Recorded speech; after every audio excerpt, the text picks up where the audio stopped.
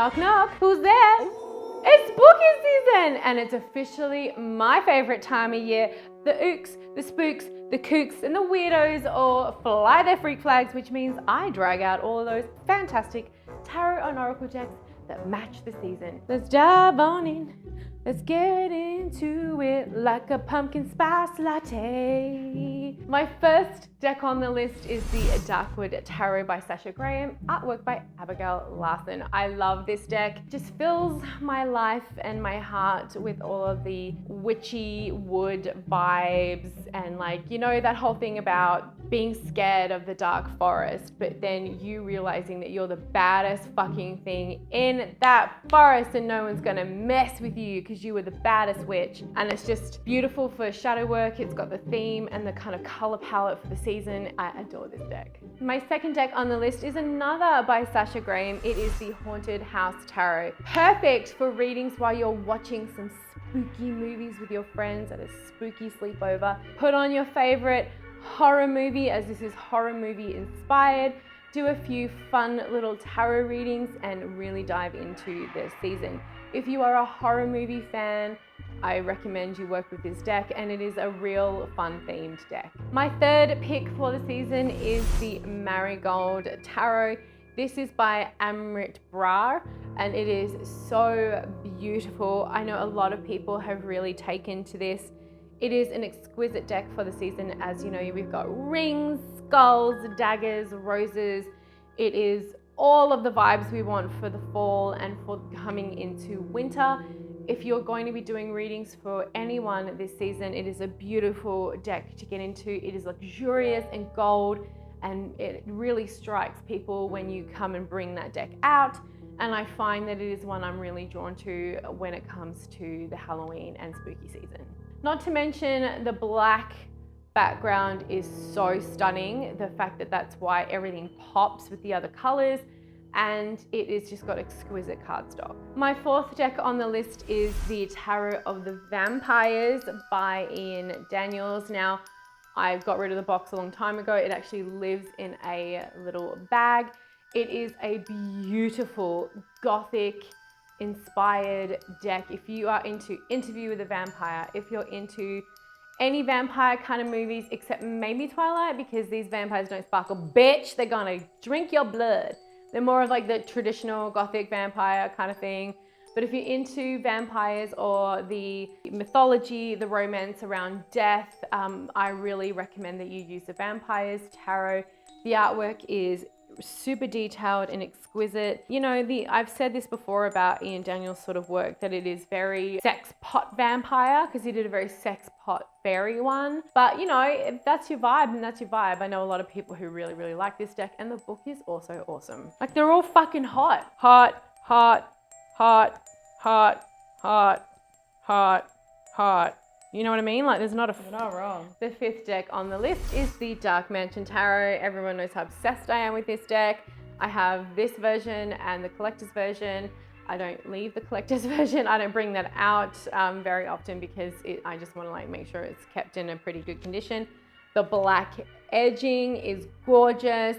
The artwork is stunning. I mean, I don't know, I've frothed about this deck more times than you guys are probably like, oh, Anthony, we know how much you love it. Okay, get over it. I've said before, it's very Tim Burton. It's very cool. I love the style. I love reading with it. It's kind of got like a bit of a cheeky imp vibe to it as well. And it's just like everything. So, of course it's gonna be on this list. My sixth deck on the list is one I have pulled out of the archive of my life and have put back in my rotation, is the Zombie Tarot. It is a kitschy themed 60s vibe deck with zombies. So if you like any of that shit, you're gonna really love this deck. It really reminds me of like, we're a happy household, but we eat each other. You know, like that kind of thing. I really enjoy the suits. I like the interpretations of all of these cards.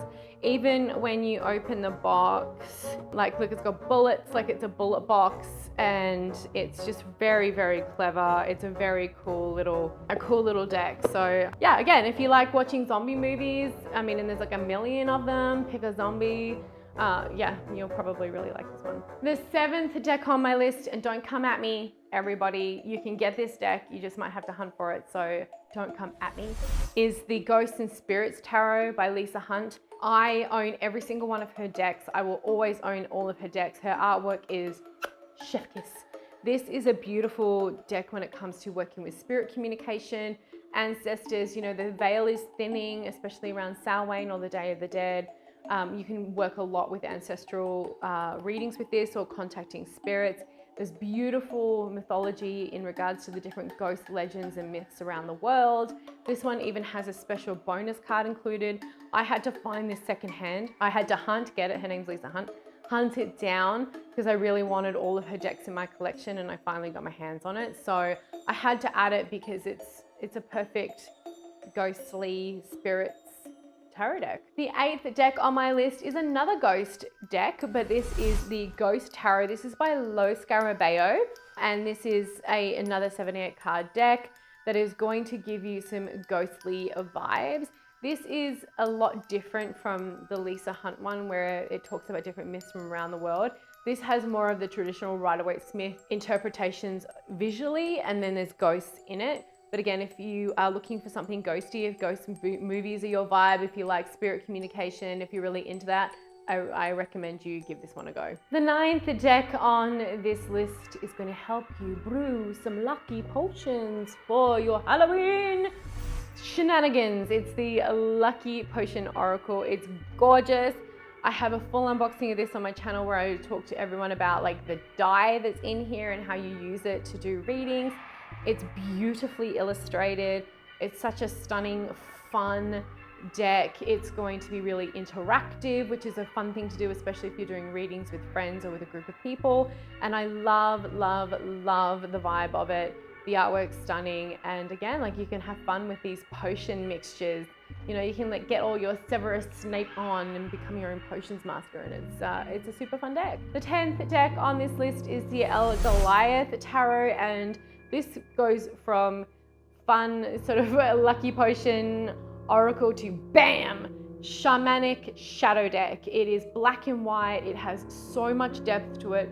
The detail in the art is exquisite. Again, I have a full unboxing of this. You can go check it out if you want to see it in more detail. The time it must have taken Goliath to do this is absolutely incredible. It's a wonderful deck if you want to take this season for when the nights are getting longer and we're kind of going into this hibernation mode more to do more shadow work. This is the kind of deck that you want to work with. And if you like animals, this is also really good. Although the animals might be doing things that you may not necessarily like. So there's a goat demon. So there's that. My 11th deck is a deck that I've fallen head over heels in love with. That's my Mariah Carey interpretation. You're welcome. It is the Compendium of Witches Oracle by Natasa. I don't know how to say her name. Ilincic? Sorry if I said that wrong. I apologize. Look at that cover. Look at it. Look at it. It's so pretty. It's got a bunch of archetypes regarding the witch, like the scholar, the teacher, the healer, and then it has a whole bunch of familiars and tools.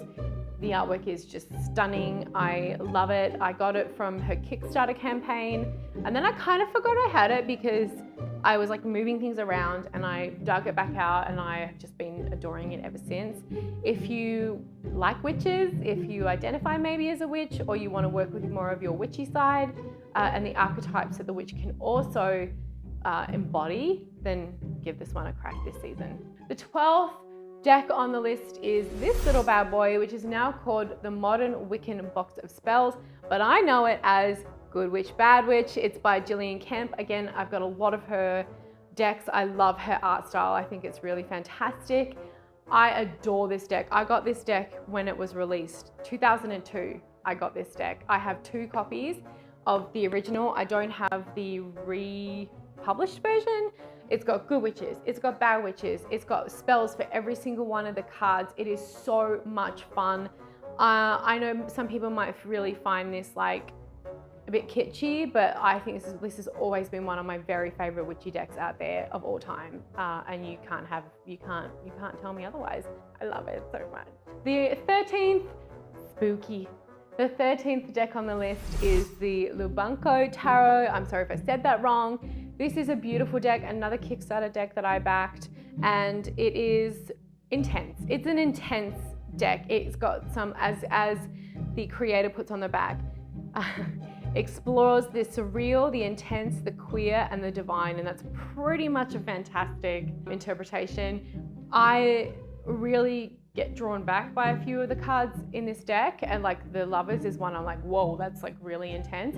But the artwork is really beautiful, and I think it's perfect for shadow work. It's perfect for healing some of the inner child things or stuff that you are working on with this deck, and I think it's just a perfect deck for this season as well. She's not seen Hocus Pocus, and it's grounds for divorce right there. Demon goats do do do do do.